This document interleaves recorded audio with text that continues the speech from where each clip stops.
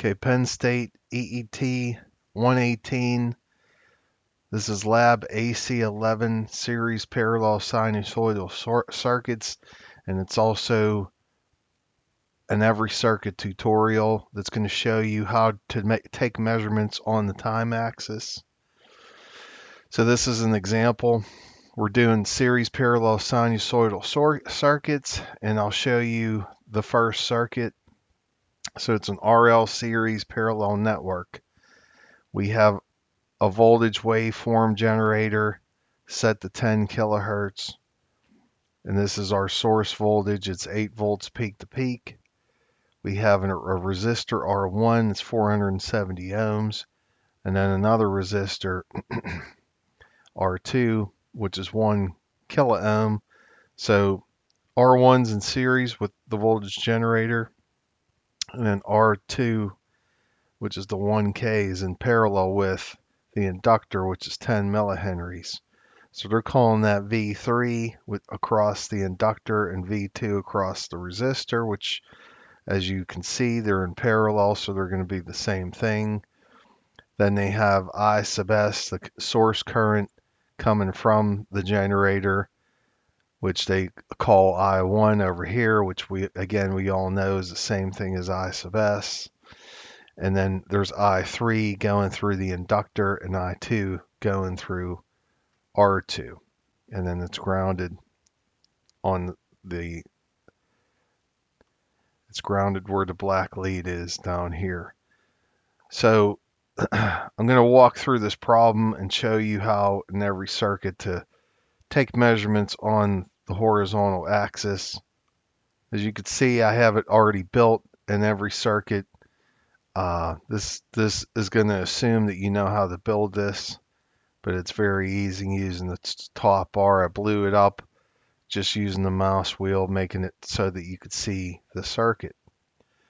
Now, I have my voltage source. It's set at an amplitude of 4 volts, so that's 8 peak to peak. The frequency is 10 kilohertz. Phase is going to be 0 because it doesn't specify that, so it just defaults to 0.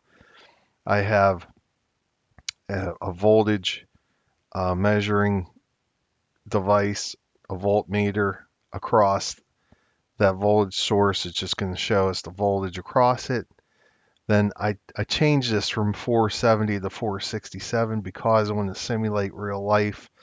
It's not exactly perfect according to the circuit. When you get a resistor and you do this in person, it's not going to be perfect and won't be exactly 470 ohms. And then there's a voltage source, a voltmeter across this resistor. Likewise, I changed this from 1K to 990. This is R2. And then I have a 10 millihenry inductor with a voltmeter across it. So you can see the 3 different colors of these 3. I just turned on being able to look at them. And this is what you do. So I'm going to play the circuit, I'm going to stop it, and I'm going to rewind. So that resets everything from 0. And then hit the play button again. Now, EveryCircuit added in some new features that didn't exist before. And I'm going to stop things there. You see, I just stopped it, and now you have this vertical bar. It's saying 0 seconds and 0 volts. So if I grab that bar and drag, click and drag, now I can measure out one period of this waveform, which will be our V2 or V3 item from the original circuit. As you can see here, this is V2, V3.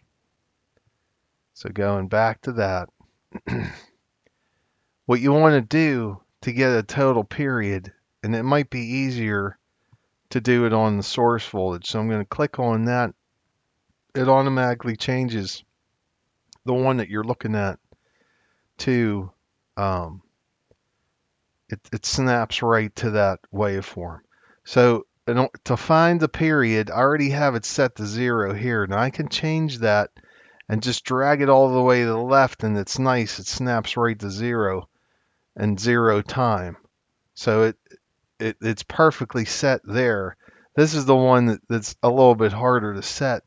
So what if it does that, sometimes you don't click on it right, it's no problem. You just click that little icon. But if you can grab it, as you can see, this number is getting closer and closer to 0, and then it goes negative.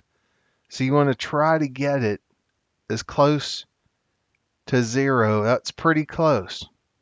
It's negative 5.8 millivolts. If I bump it a little bit more to try to get it to be 0, it just snaps up, and then I'm just gonna, yeah, that was actually real close. So if you could see, the delta here is 100 microseconds. So that's one period, and it makes total sense, because if you do the math, you take 1 over the frequency, which was 10,000 hertz, you get 0.0001 seconds, which is the same as 100 microseconds. This is 0.0001 seconds. If you move the decimal point over 3, it's 0.1 milliseconds, and which is the same as 100 microseconds. Again, if you move it 3 more decimal places, imagine 2 more here.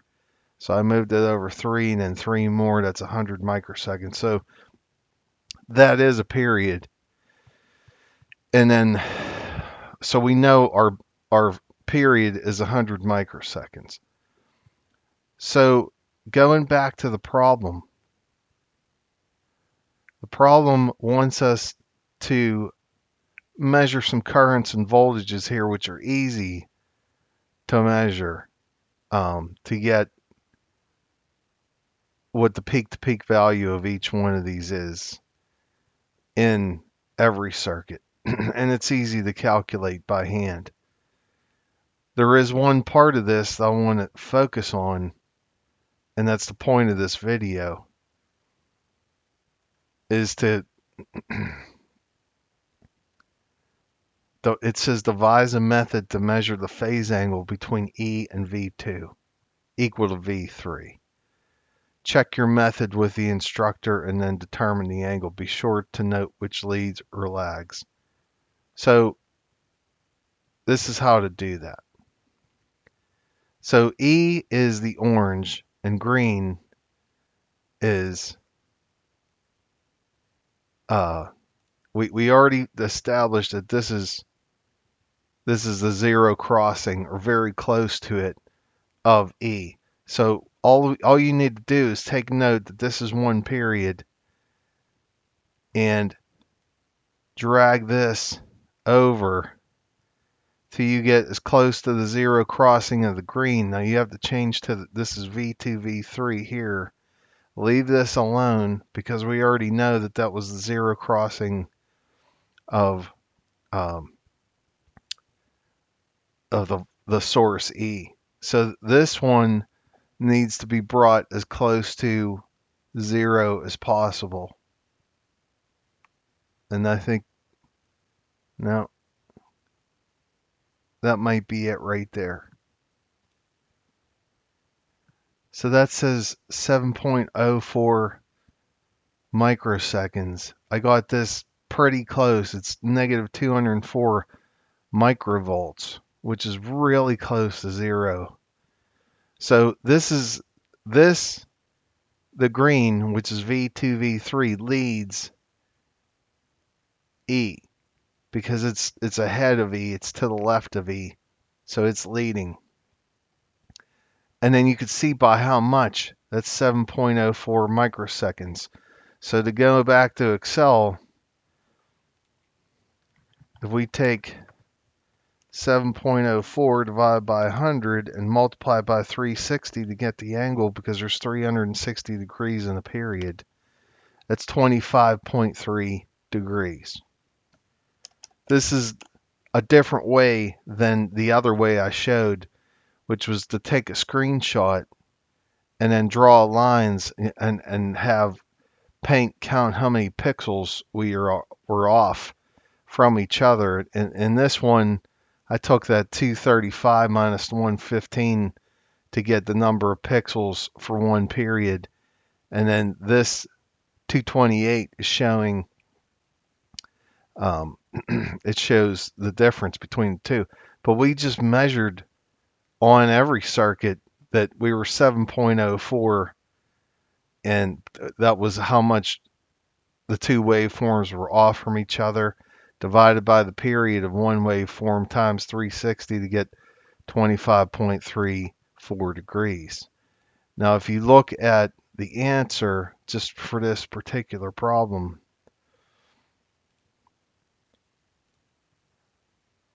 what they calculated using an oscilloscope, it's saying the angle between E and V2. So they counted 0.35 divisions between the two, divided by the full period, which was 5 divisions times 360. They got 25.2. V2 leads E. We got very, very close to that. 25.3. It's negligible, especially when you're talking about degrees. So that's how to measure voltage and the time axis on EveryCircuit. You can also, as you can see, you can measure, it gives you the voltage at certain points. Like if you wanted to get the minimum right there, then it'll tell you what the minimum is in volts.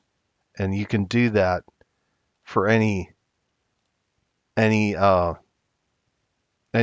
that you put in there. It would even work for current meters too. If you want to put, these are only showing volt meters, but it'll work for current meters as well.